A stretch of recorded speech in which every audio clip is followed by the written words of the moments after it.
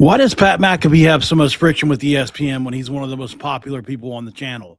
And does there's some donor fatigue going on with Pat with West Virginia? I'd like to explore that too. Stick around.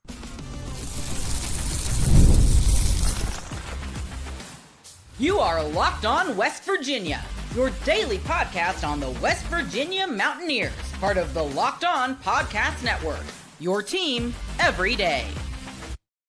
What is up, guys? Welcome back in. My name is Mountaineer Paul. I am your host here, and welcome back into Locked On West Virginia. Paul after dark style tonight, baby. Thank you so much. I appreciate you all, as always, for coming in here and joining me anytime we're doing a show. No matter what time of the day or night it is, we really do appreciate it. And thanks for being here. So going to be brought to you by our friends at Mazda right now. And right now, when it comes to Mazda, if you didn't know, now you know. We put that same drive into every detail. Wins define the moment and putting in the work that defines you. Stay tuned for highlights in this week's Moving the Game Forward. There's more to a Mazda because there's more to you. And thanks for making Locked On West Virginia your first listen and for being a part of the Locked On Podcast Network, where we're talking about your team, the Mountaineers, every single day. And usually twice a day, even during this off-season time. Appreciate you guys that are in the chat right now. I got a couple of things I want to talk about. So having conversations today, and Pat came up about some things and the words donor fatigue been thrown out there. I'm not saying that Pat's saying it because I wouldn't know that, but there is concern. Let's say that. So we're going to talk about that, explore it a little bit in the second segment and just see. We'll just talk through some things, right? And try to figure out whether or not, the pressure is pretty intense, I would imagine. So we'll dive into that because, right, he was the biggest advocate publicly. A lot of pressure on the university to hire Rich Rod. I don't think he meant to do that, but his audience, his weight, the weight of his show, the weight of him being so public about Rich Rod certainly had an impact on Rim Baker, whether he would admit that or not. If not, anything but just through other people, right? So I'm not saying Rim Baker's the kind of guy that's going to fold to pressure necessarily, but, I do know, we talked about it extensively at the time.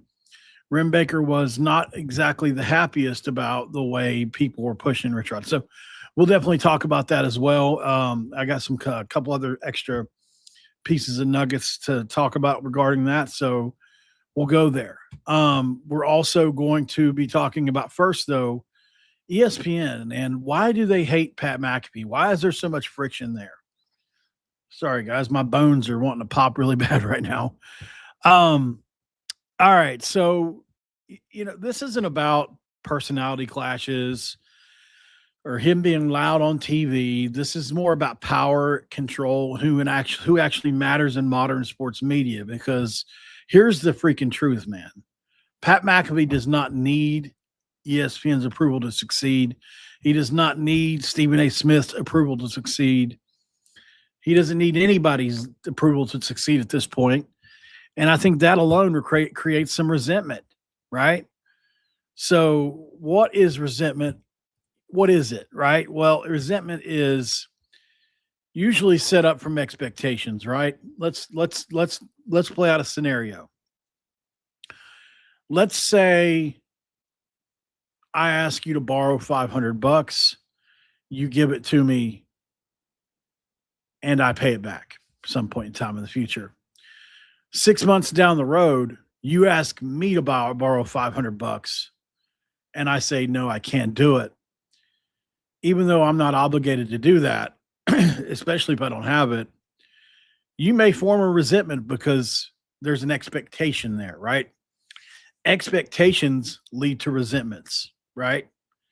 And resentments can lead to a lot of different things. I always say resentment is like drinking poison and expecting somebody else to die, right? It's more harmful to you than it is to the person that you resent. As a matter of fact, it's almost always that way. And so that's why Pat McAfee can kind of stick his middle finger up to a lot of these places because he's harboring you watch him, it seems like, I'm sure he had, behind closed doors, maybe a little different. but he's a very happy person. And a lot of times that just in and of itself makes people, I know a few people that don't like McAfee because he's too happy all the time. Like, can somebody really be that happy all the time? Like cynical people, right? So I think that's a part of it as well. His bravado, he's a little brash. Some people don't like that, whatever reason. And traditional media is built on approval. You earn credibility internally. Then you're allowed to speak. And McAfee's kind of flipped that model, right? He earned the audience's trust first. Millions of people chose him before any executive ever signed a contract. So when he walks into ESPN, he's not asking for any kind of permission for anything, which is why he was able to negotiate, being able to curse and all these different things that they still do on the show. And so he's licensing, his audience to them. It's not the other way around. So that creates resentment, like from a guy like Stephen A. Smith and others, because the old model says you're valuable because the institution says so. We hired you, right? Well, if you bring in a platform on your own, that proves you're valuable because you show up, because people show up for you. Do you get what I mean? I've learned this being a YouTuber. Now I am nowhere near anywhere near, not even in the same galaxy beside the galaxy of Pat McAfee. I'm not, but I do understand what having a platform is now and what that can lead to for people. So, like, I do have people that I thought would never want to associate with me that do, and that like feel like it's a cool thing to know me. So, although I laugh when people say that kind of thing, it is something that happens to me for whatever reason. So, I'm not being false humility here. Like, it's a weird. Just because you're on people's phones and on their TV sometimes can create this suspends disbelief, right? Like, I'm not just a regular guy to people sometimes. So, obviously this is where Pat's authenticity becomes big leverage for him, in my opinion, because he doesn't really filter himself to fit the mold of what's around him, or they call it code switching. Like, he doesn't really sand down the edges. He's himself, no matter who he's in front of. Pac-Man Jones, is he going to act like Pac-Man Jones because they're around Pac-Man Jones? No, he's not. And that really upsets and terrifies some traditional media, because you can't manage authenticity with guardrails.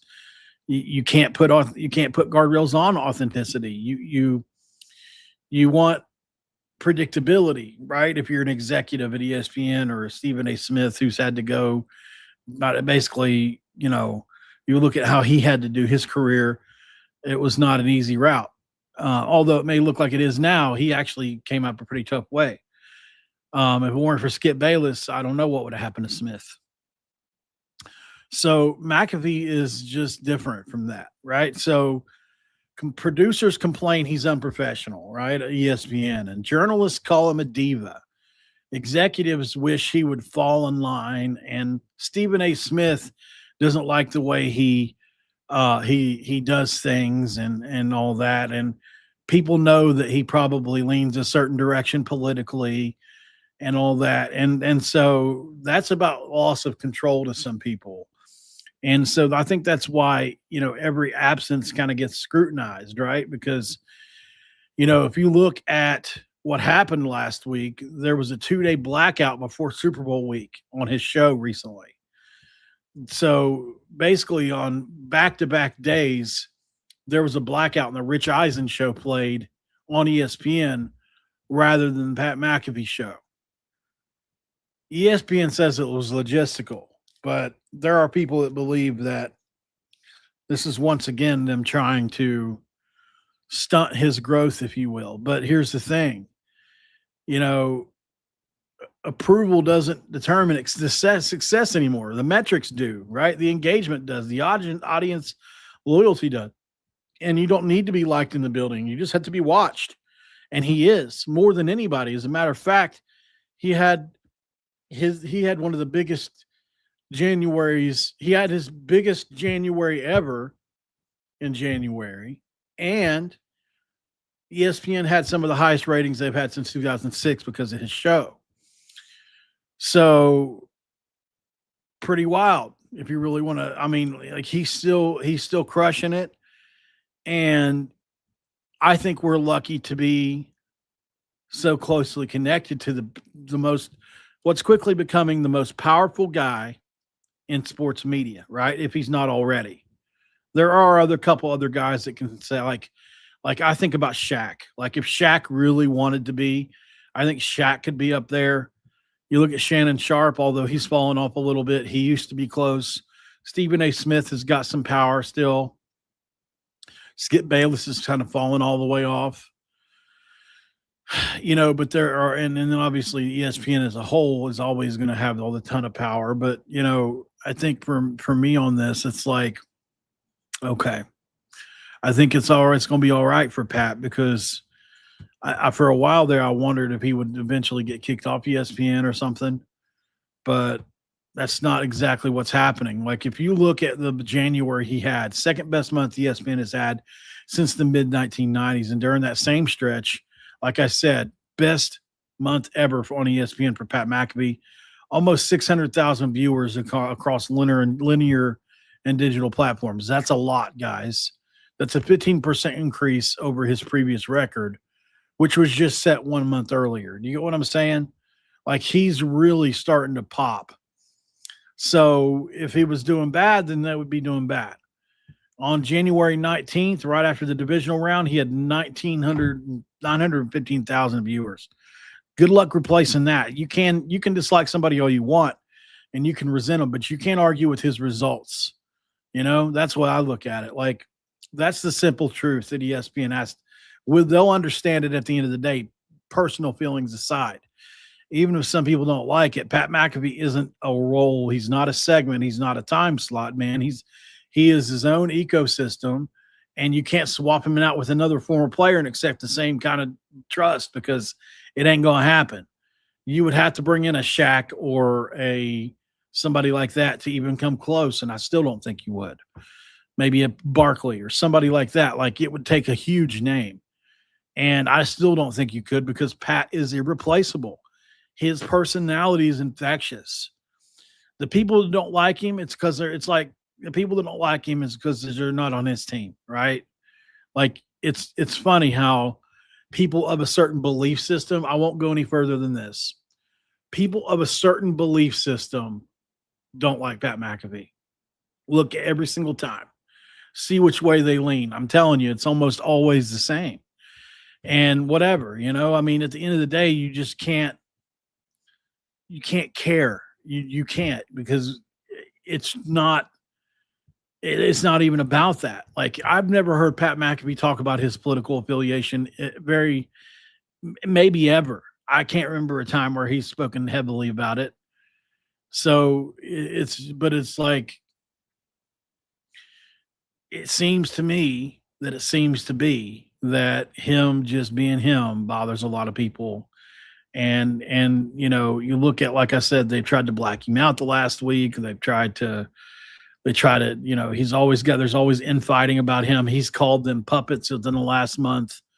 There's a bunch of stuff like, who knows what'll happen. It may blow up in people's faces, but I think at the end of the day, we need to pivot because there's another part of this that I kind of want to dive into. There's another uncomfortable truth tied to Pat right now, and this one hits closer to home for West Virginia.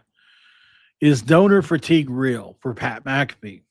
We'll talk about that next. Hi, everyone. I'm Kalia Butler, host of Locked On Women's Basketball, and this is Mazda's Women's Basketball Snapshot, celebrating the work no highlight reel can ever capture.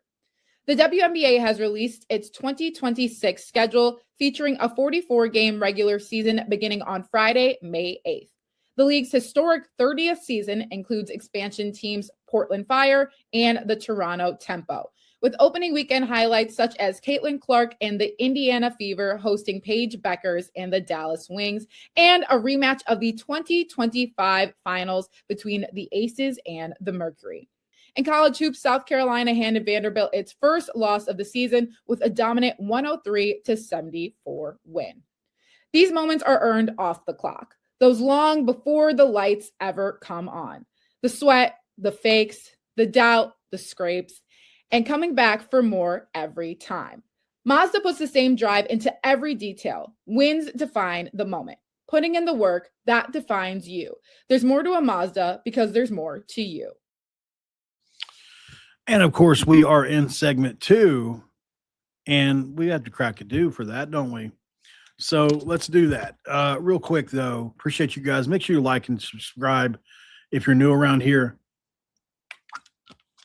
It's hard to believe sometimes, but 60% of the people that watch every video are people that have never seen it before.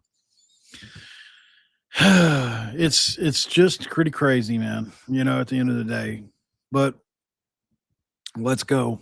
Let's pivot.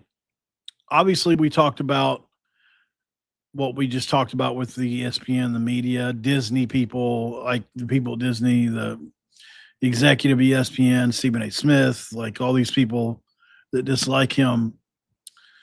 We're pivoting to West Virginia now.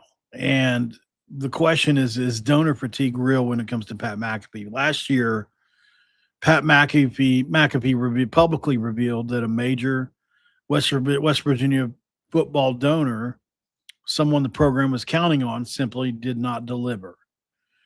There wasn't a delay. There wasn't a reduction. They just said, I'm out. They pulled out.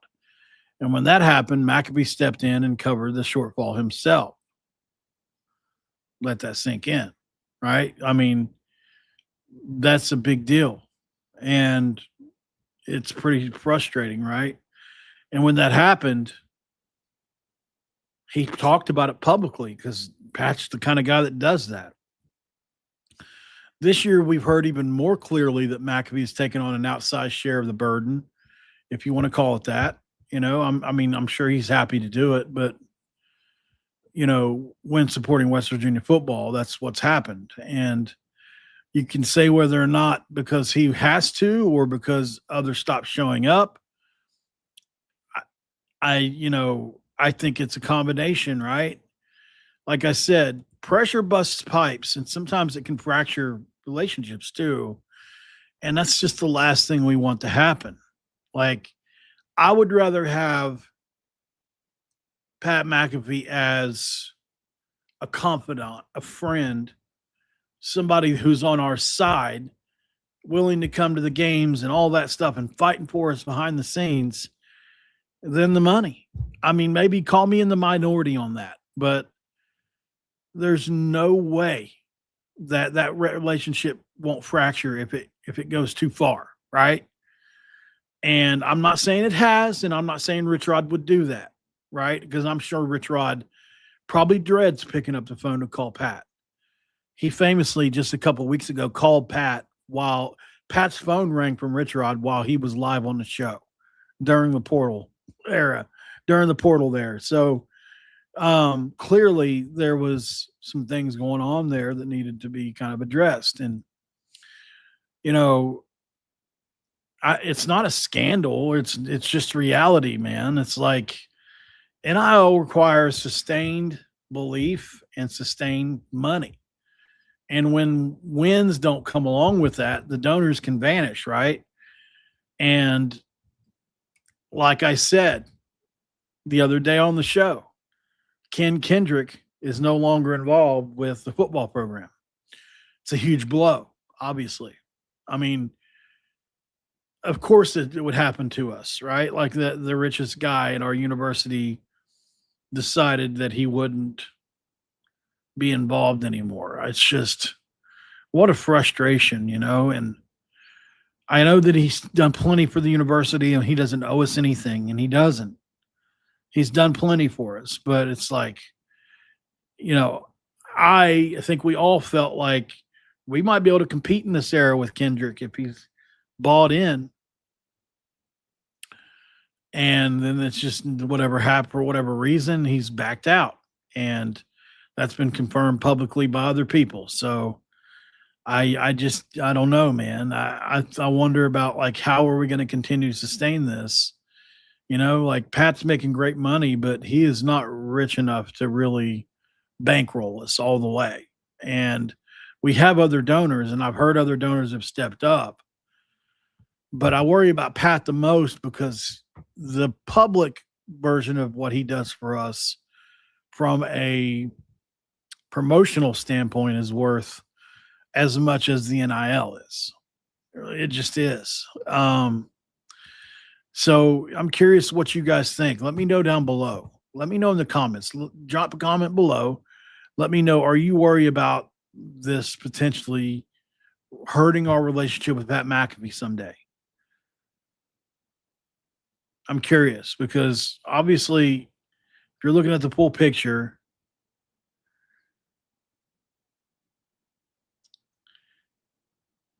you have to earn the success at West Virginia. We get that.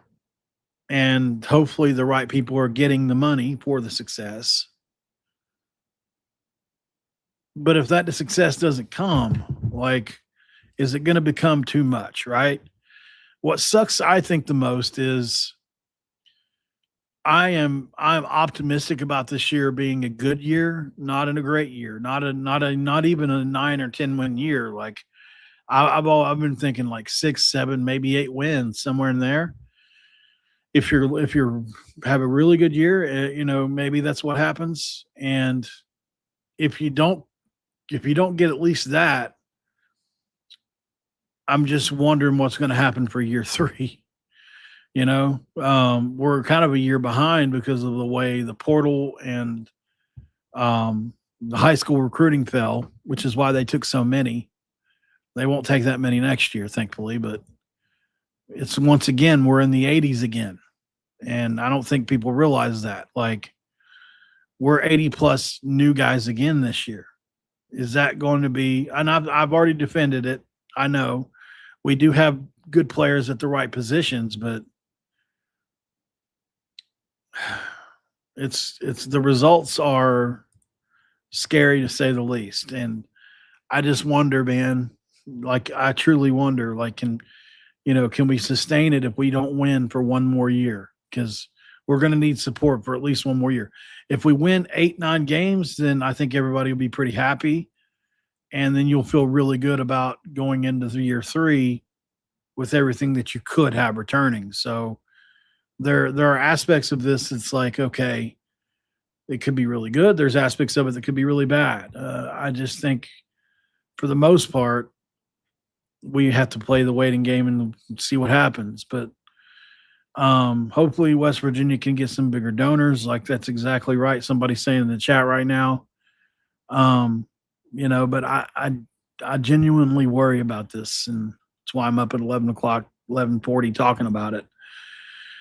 You just can't replace a guy like McAfee, and I do wonder if at some point he's going to get some fatigue. So, all right, let's go to break really quick. We'll come back and put a bow on this one. Thank you guys for sticking around here on Locked On West Virginia.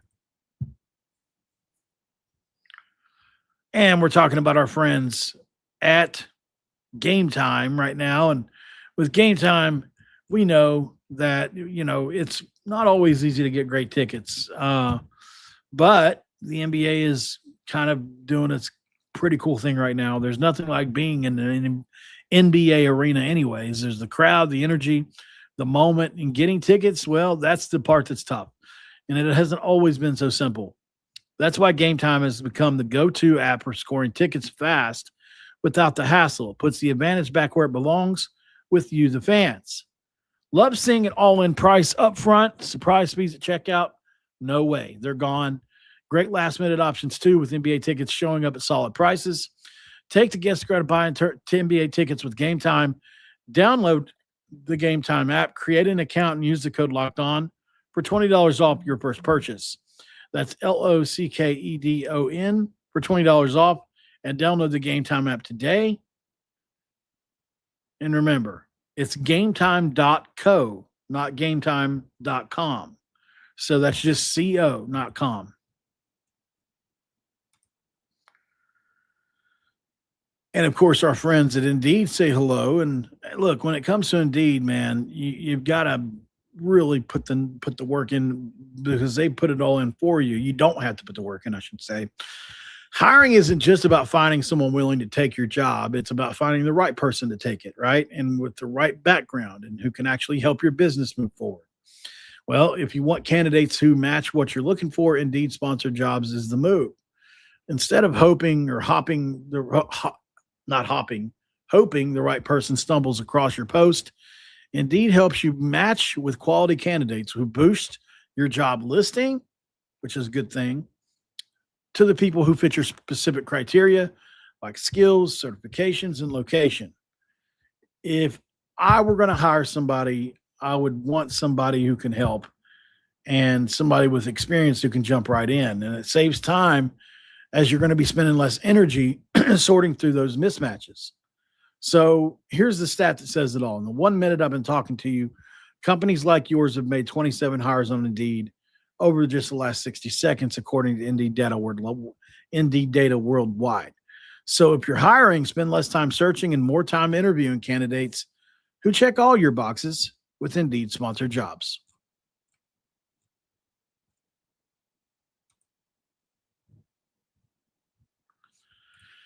All right, guys, we're back here. Thank you so much for all that you do and all the support and everything. We mention in the every show, but I would never take you guys for granted. The support means everything. It really does, and this is no different. I think for me on this, it's been tough this off season a little bit to come up with things to talk about, and luckily, I've learned through the years on how to be creative enough, but it's getting difficult. So let me know in the comments, if you're still here, what it is you would like to hear me talk about. Is there anything that strikes your fancy that you would really love for me to do? Because I'll take any suggestions at this point. And then the most upvoted or liked one was what we'll do. Let me know down in the comments. Think of anything you can think of. Basketball, football, even baseball, portals, which we talked about ad nauseum. High school, like we can go and talk about some more of the high school class. There are things we can talk about. And there's also other things outside of that we can do. Let me know. Like, share, subscribe. Watch college football, Locked On College Football Next, guys, with Spencer McLaughlin, who does a great job. And don't forget about the Everydayer Club. We would love to see you guys sign up for that as well. And I will see you guys tomorrow right here at Locked On West Virginia, where we're going to be talking about your team every single day. I will do one on the women soon. I need to get caught back up on everything that's going on there. I've missed a couple games. So, all right, guys, I will see you on the next one. Don't forget to cue those country roads, and good night.